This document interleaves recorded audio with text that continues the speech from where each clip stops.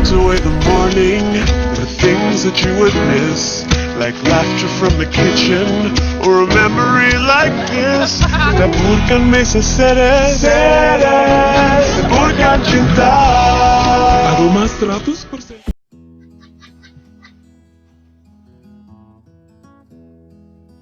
Selamat pagi anak-anak, berjumpa lagi dengan Pak Guru. Kali ini kita akan belajar tema 9, subtema 2. Sebelum memulai pembelajaran, marilah kita berdoa terlebih dahulu. Berdoa selesai. Oke. Subtema 2 benar dalam kegiatan ekonomi. Isi iklan dalam media elektronik. Media elektronik berperan penting dalam menghibur, mendidik, informasi, dan kontrol sosial masyarakat. Media elektronik yang dapat menayangkan iklan antara lain adalah televisi, radio, internet, dan reklame bergerak. Iklan dengan media televisi biasanya berupa teks bergerak atau adegan seseorang yang menggunakan produk yang diiklankan. Iklan dengan media radio berupa rekaman suara atau penyiar yang menyampaikan produk yang diiklankan. Iklan dengan media internet biasanya berupa teks bergerak atau adegan seorang yang menggunakan produk yang diiklankan. Iklan dengan media papan reklame elektronik misalnya ada di persimpangan lampu lalu lintas atau pusat perbelanjaan. Ciri-ciri iklan media elektronik. Iklan pada media elektronik memiliki ciri-ciri antara lain sebagai berikut. 1. Iklan disampaikan dalam bentuk suara, gambar, dan gerakan. 2. Memiliki durasi yang cukup singkat. 3. Gaya bahasa mudah dipahami dan persuasif. Persuasif artinya mengajak seorang agar tertarik dengan produk yang diiklankan. 4. Khusus untuk iklan radio, informasi produk yang disampaikan harus jelas, sehingga pendengar dapat membayangkan produk yang diiklankan. 5. Iklan biasanya diiringi oleh musik pengiring untuk menciptakan suasana yang mendukung iklan.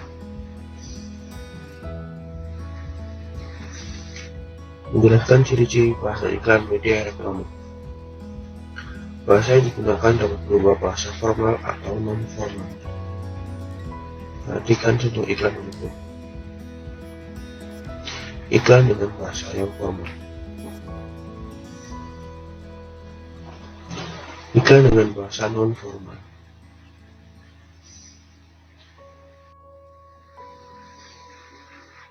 Isi iklan media elektronik. Kita harus memahami isi iklan dengan baik agar tidak salah paham menerima informasi. Kita dapat menjelaskan isi iklan dengan cara memahami informasi yang disampaikan dengan garis besar produk yang ditawarkan. Karena iklan elektronik memiliki durasi waktu yang cukup singkat, maka sebaiknya setelah menyimak iklan kita menuliskan isi iklan di sebuah catatan kecil. Jika tidak sempat mencatat, kita dapat merekam iklan dengan alat perekam, sehingga dapat menyimak secara berulang-ulang.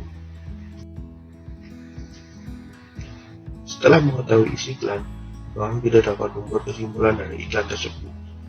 Kesimpulan dapat dibuat dengan cara menyusun catatan yang telah kita buat tentang informasi isi iklan. Kesimpulan dibuat dengan bahasa yang ringkas, padat, dan jelas, sehingga mudah dipahami diri sendiri atau orang lain yang membacanya.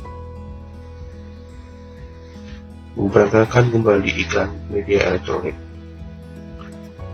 Sebelum memperagakan iklan, kamu harus mengingat intonasi dan visualisasi pada iklan yang didengar atau dilihat. Kamu dapat mencatat atau merekam isi iklan tersebut sebagai panduan. Buatlah narasi singkat agar urutan iklan tersampaikan dengan baik saat kamu memperagakan. Iklan yang baik tentu akan membuat penonton tertarik untuk membeli produk tersebut. Contohnya adalah produk makanan dan minuman. Tetapi tahukah kamu jika produk-produk tersebut terdiri dari zat-zat penyusun? Zat-zat penyusun dalam minuman. Campuran dibedakan menjadi dua, yaitu campuran homogen dan campuran heterogen. Campuran homogen adalah campuran dua zat atau lebih yang terlalu sempurna. Contohnya, air bercampur dengan gula pasir. Gula pasir tidak menyisakan endapan dan air tampak bening dan terasa manis. Campuran heterogen adalah campuran dua atau lebih zat yang tidak terlalu sempurna. Contohnya, air bercampur pasir. Pasir yang dicampur akan mengendap pada bagian dasar bawah. Tidak hanya itu, ada juga jenis minuman yang sebenarnya adalah zat tunggal, seperti air kelapa dan air minum isi ulang. Zat tunggal adalah zat yang terdiri dari materi sejenis. Zat tunggal dapat berupa unsur senyawa. Unsur adalah zat tunggal yang tidak dapat diuraikan menjadi zat-zat lain melalui reaksi kimia. Oksigen yang kita hirup adalah contoh zat tunggal berjenis unsur.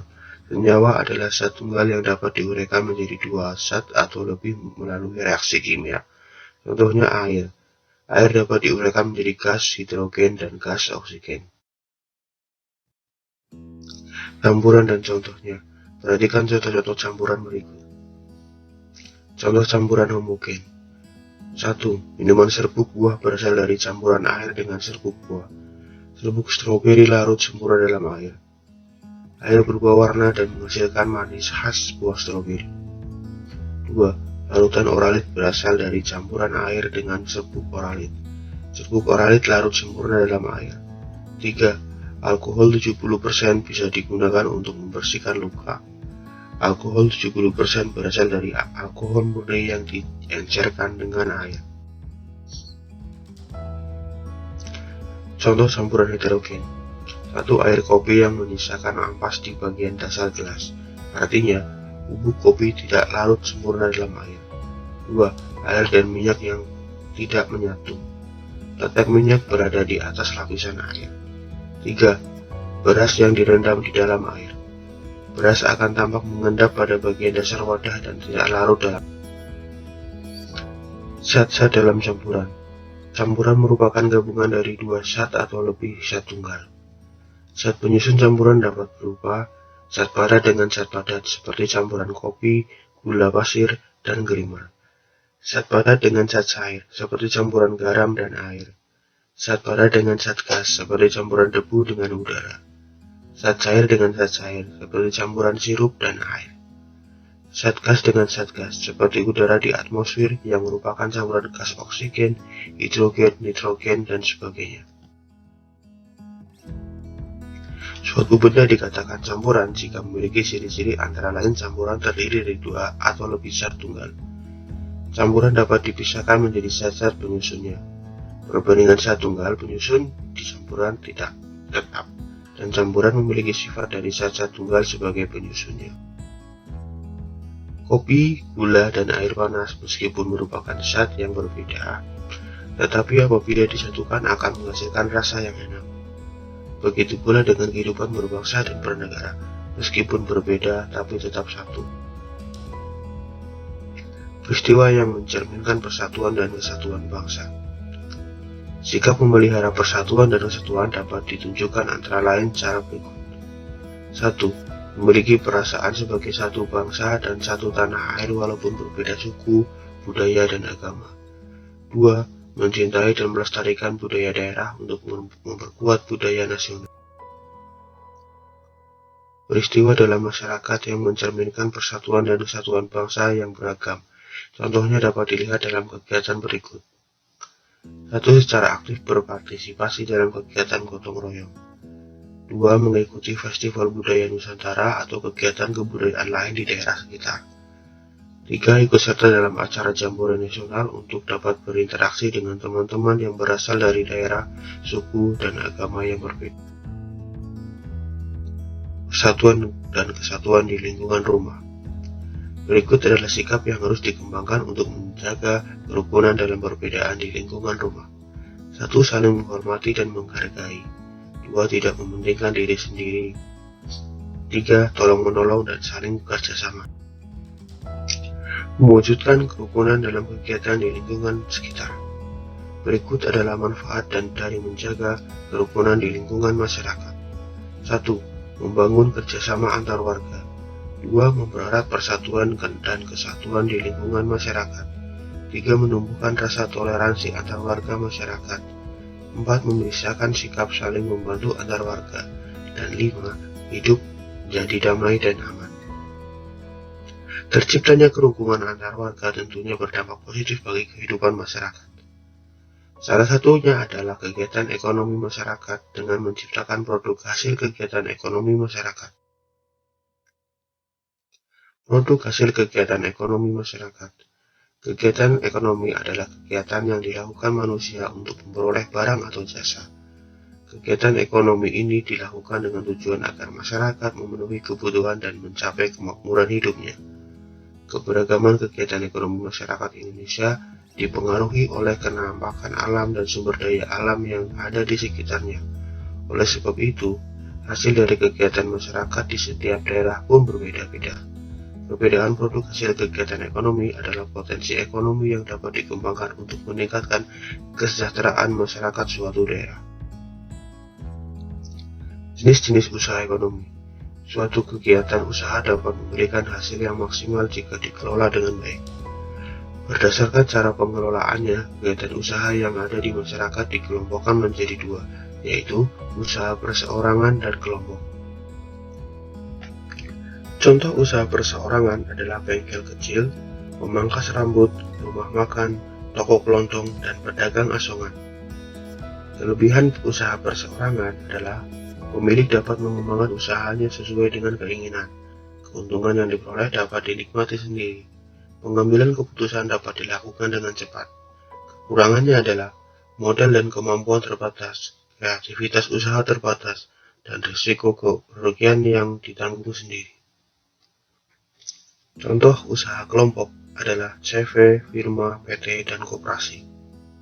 Kelebihan usaha kelompok adalah modal lebih banyak karena berasal dari beberapa orang. Risiko dan kerugian usaha ditanggung bersama. Ide dan kemampuan usaha lebih banyak.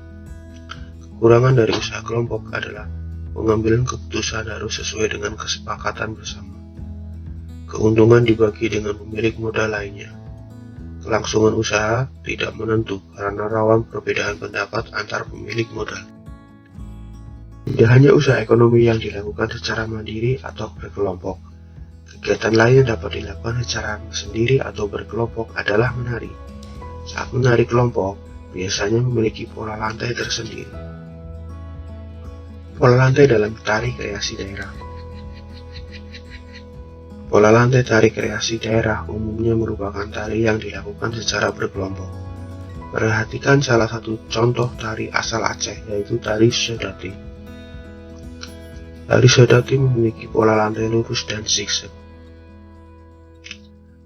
Gambar berikut merupakan gambar contoh bentuk pola lantai tari kreasi daerah. Pola lantai vertikal, yaitu penari membentuk garis lurus ke depan atau ke belakang. Pola lantai menyilang, yaitu penari membentuk garis menyudut ke kiri dan ke kanan. Pola lantai horizontal, yaitu penari berbaris untuk membentuk garis lurus ke samping. Gambar berikut merupakan gambar contoh bentuk pola lantai tari kreasi daerah. Pola lantai melengkung, yaitu penari berbaris membentuk garis melengkung. Pola lantai zigzag, yaitu penari berbaris membentuk garis zigzag atau berliku-liku. Gerak tari kreasi. Gerak tari kreasi yaitu tarian yang diciptakan melalui kreativitas gerakan-gerakan ke dalam satu komposisi tari. Perhatikan contoh gerakan-gerakan tari kreasi berikut. Gerakan mengarahkan busur ke arah kanan. Gerakan memegang busur dengan kedua tangan dan menggerakkan tubuh merendah, kemudian kembali menegakkan tubuh.